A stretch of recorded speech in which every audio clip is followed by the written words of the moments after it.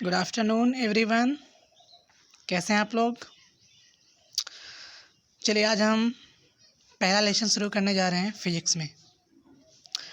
आज काफ़ी देर हो गई है, हमें थोड़ा काम था।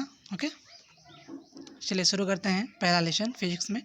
लेसन का नाम क्या है? प्रकाश का परावर्तन। क्या नाम है? प्रकाश का परावर्तन, है ना।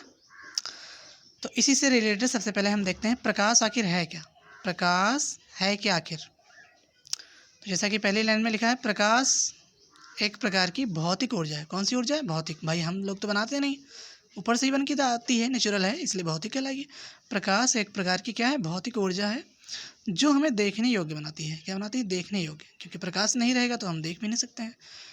तो समझ गए इतना? प्रकाश की ये परिभाषा आपकी हो जाएगी। अब प्रकाश की किरणें भी होती हैं।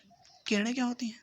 देखिए, प्रकाश की किरण, प्रकाश का सरल रेखी पथ, क्योंकि प्रकाश सरल रेखा में गति करता है, टेढ़े मेढ़े नहीं गति करता है, सरल रेखा में।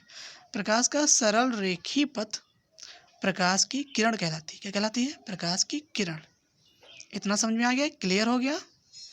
ओके, नेक्स्ट देखिए, प्रकाश का विवर्तन।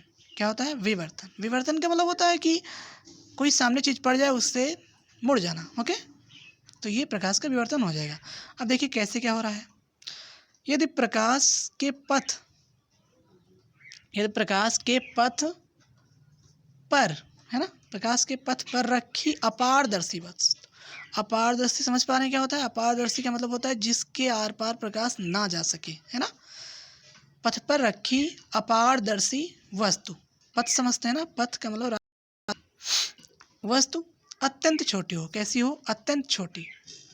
तो प्रकाश चलने के बजाय, मतलब सरल रेखा में फिर नहीं चलेगा, सरल रेखा में चलने के बजाय इस वस्तु के किनारों पर मुड़ने की प्रवृत्ति को दर्शाता है।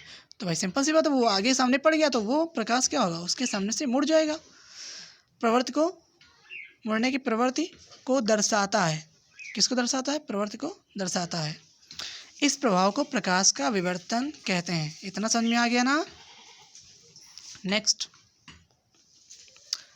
प्रकाश का परावर्तन। ये बहुत इंपॉर्टेंट है, वो तो नॉर्मल चीज़ें थी। प्रकाश का परावर्तन देखिए, जब प्रकाश की किरण किसी चिकने तल से, चिकना तल शीशा ले लीजिए या फिर और कोई लोहा ले लीजिए जो चिकना हो, है ना।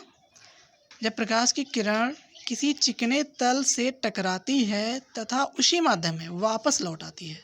कभी घर में देखा है शीशा वीशा लेकर कि शीशा लो और सूर्य के सामने रखो और उसकी किरण दोबारा किसी दूसरे पर पड़ती है ना, उसी माध्यम में वापस लौट आती है।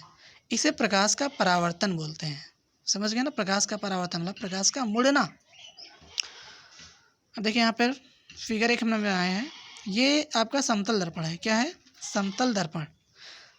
अब यहाँ पर देखिए ए से ये प्रकाश की किरण आ रही है, यहाँ तक आई और आने के बाद उसी माध्यम में, मतलब जिस माध्यम में आई थी, इस माध्यम से आई थी और उसी माध्यम में मुड़ गई। तो ये प्रकाश का क्या कहलाएगा? परावर्तन। अब इसके अकॉर्डिंग यहाँ पर आ रही है उसे आपतित किरण बोलेंगे और मुड़ने को परावर्तित किरण बोलेंगे। क्या बोलेंगे? परावर्तित किरण। अब यहाँ पर देखिए बीच में अभिलंब डाला गया है, जिसको एन से हमने दिखाया है, और जहाँ पर तीनों, मतलब आपतित किरण और परावर्तित किरण और अभिलंब तीनों मिल रहे हैं, उसे हम बोल रहे हैं आपतन बिंदु। क्या बोल रहे हैं? आपतन बिंदु। तो आपतित किरण से जो कोण बनना है उसे हम आपतन कोण कह रहे हैं, जो परावर्तित किरण से कोण बनना है उसे परावर्तन कोण कह रहे हैं। इतना समझ में आ गया? ओके, इसके अकॉर्डिंग इसके नियम रखे गए हैं। सिर्फ 2 ही नियम हैं परावर्तन के नियम। क्या लिखा है? परावर्तन के नियम।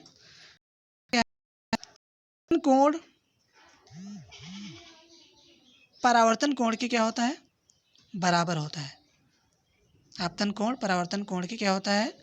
बराबर होता है। मतलब angle I equal angle R, तो ये बराबर हो गया।